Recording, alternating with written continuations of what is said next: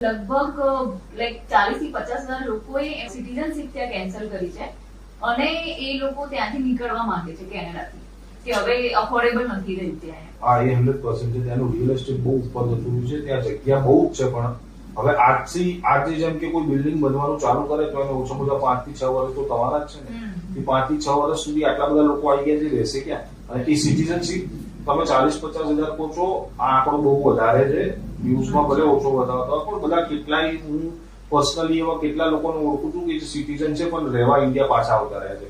એટલે ત્યાં ઇન્ફ્લેશન અને આ હાઉસિંગ અને બધો જ પ્રોબ્લેમ છે. ઇન શોર્ટ, જોબ્સ નથી, પછી રહેવા માટે ઘરો નથી, ઇન્ફ્લેશન રેટ હાઈ છે, અને એકચ્યુઅલી આ બધાનું કારણ પણ આપણે જ છીએ. આપણે જ ફુગાવો કર્યો, આપણે જ ત્યાં જઈને કર્યો છે, કારણ કે એ લોકો તો બહુ ઓછા હતા સંખ્યામાં.